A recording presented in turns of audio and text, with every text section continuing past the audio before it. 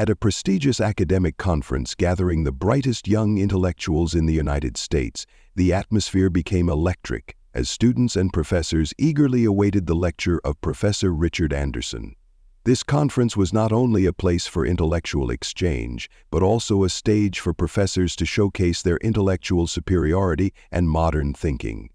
Among the attending students, Baron Trump stood out not just because of his family's name, but also due to his outstanding academic achievements. However, many whispered that he was only there because of his father's influence. Professor Richard Anderson had long been famous in academic circles not only for his erudition, but also for his sharp and sarcastic teaching style. He considered himself a pioneer of modern, progressive thinking, often publicly mocking traditional values, particularly Christian beliefs. His lectures were not merely classes but performances, where faith was the punchline and God the target of ridicule.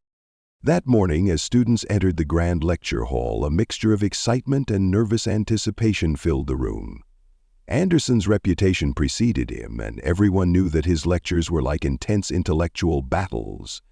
However, no one expected that today's victor would be an unexpected contender.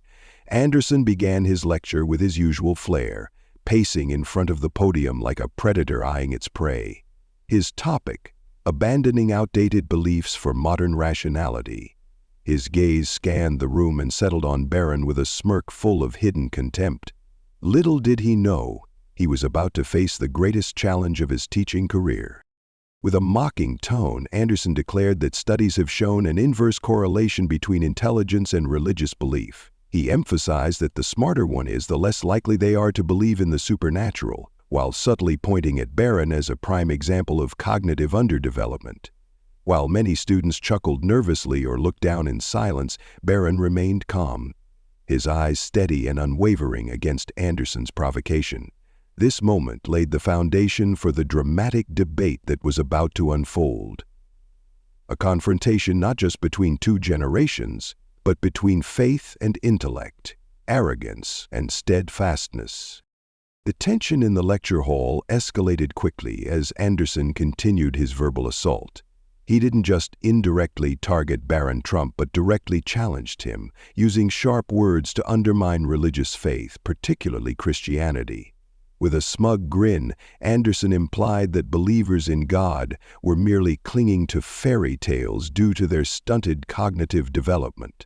The crowd of students, initially eager for an intellectual lecture, now found themselves caught in an awkward and uncomfortable silence. Some chuckled awkwardly, others avoided Anderson's gaze, while Baron remained silent, his eyes bright and resolute.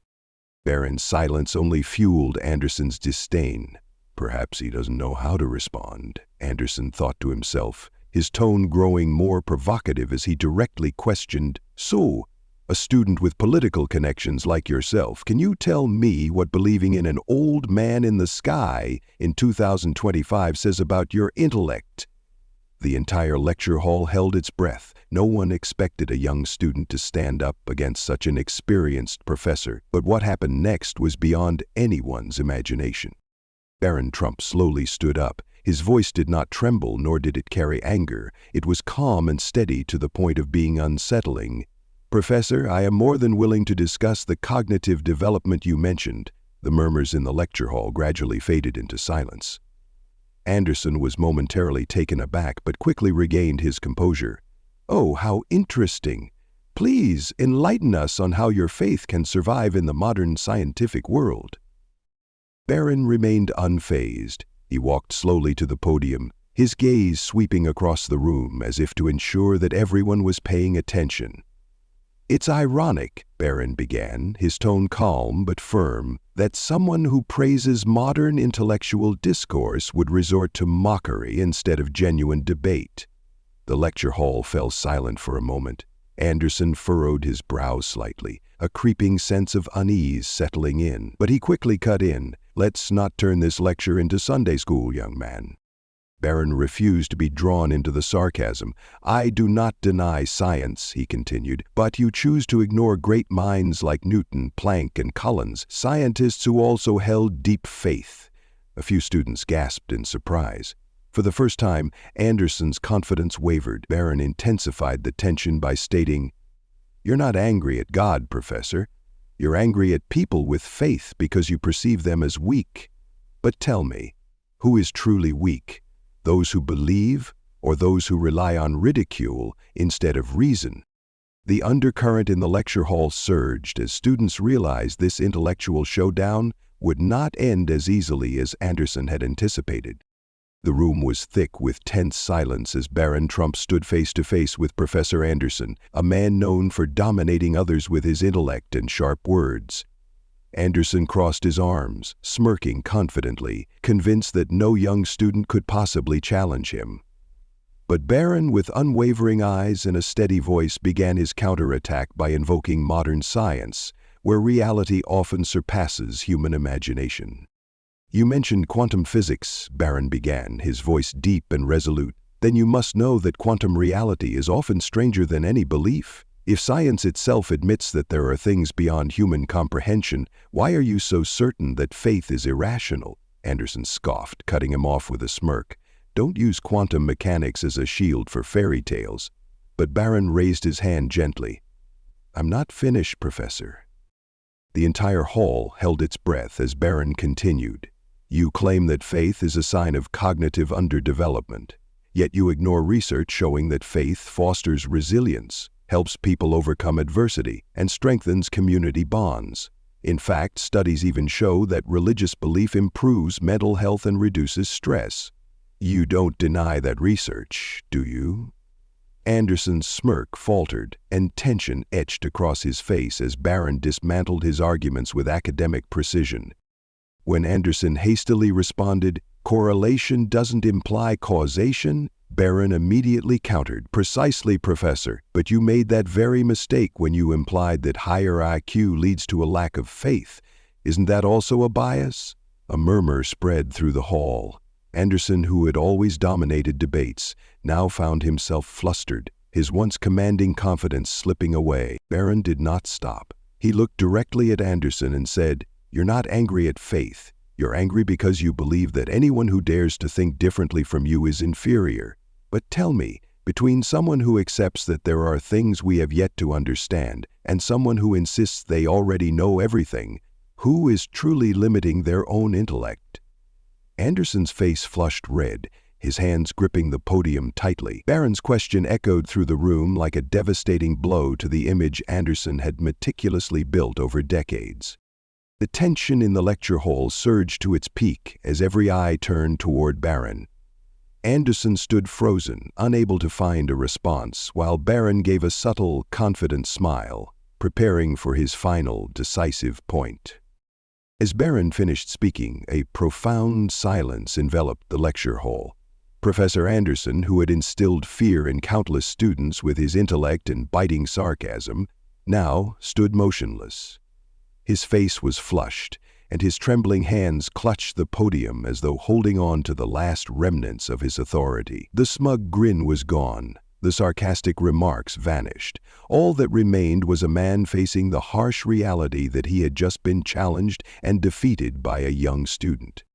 The students, many of whom had once laughed along with Anderson's mockery, now looked at Baron with admiration and respect.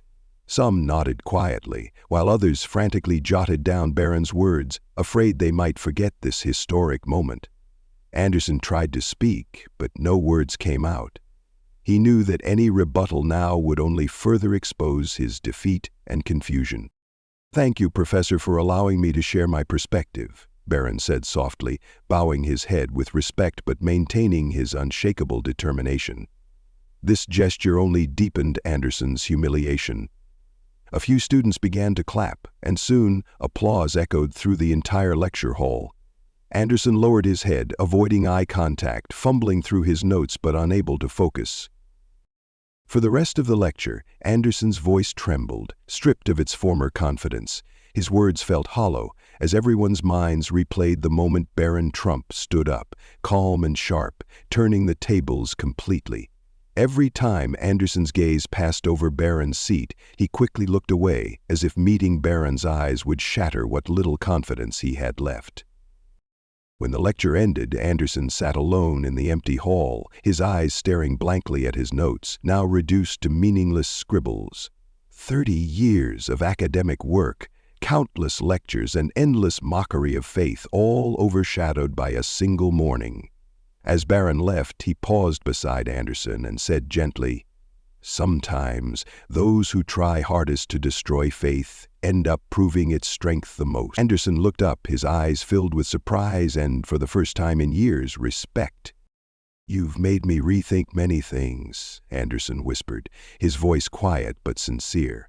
Barron gave a slight smile, nodded once more, and walked away, leaving Anderson lost in thought. The video of their debate quickly spread across universities in America, not just as proof of Barron Trump's sharp intellect, but as a poignant reminder that faith and intellect are not enemies, they are allies in the pursuit of truth. The story of Barron Trump's debate with Professor Anderson became more than just a highlight of that academic conference. It became a symbol of the intersection between faith and intellect. As the video of the confrontation circulated across American universities, it stood not only as evidence of Barron's brilliance and courage, but also as a profound reminder that faith is not opposed to knowledge.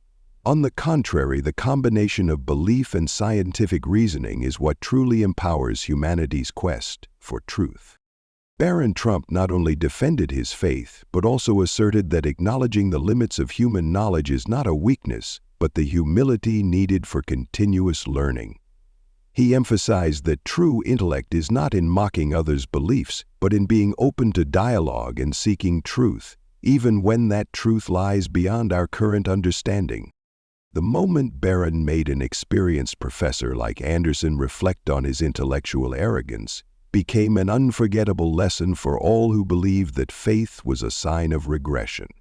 This story continues to inspire many, affirming that when faith and intellect walk hand in hand, humanity can reach its greatest truths. The story of Barron Trump confronting Professor Richard Anderson at a prestigious academic conference serves as a timeless reminder of the importance of standing firm in one's beliefs, especially in a world where faith and traditional values are often questioned. Barron's calm demeanor, intellectual rigor, and respectful approach highlight essential lessons for our lives today. In an era where social media often amplifies mockery and dismissiveness, this story encourages us to respond to criticism, not with anger, but with reasoned arguments and mutual respect. One valuable lesson from Barron's experience is the importance of being well-prepared and knowledgeable. In today's fast-paced world, being informed and educated allows us to stand confidently in our beliefs, even when faced with opposition. Furthermore, Barron's unwavering faith teaches us that belief in something greater than ourselves provides strength and resilience during challenging times. To apply this in daily life, we should strive to continuously educate ourselves, remain open to different perspectives, and engage in respectful dialogues, even when we disagree. Maintaining humility while defending our values ensures that we contribute positively to conversations, rather than creating further division.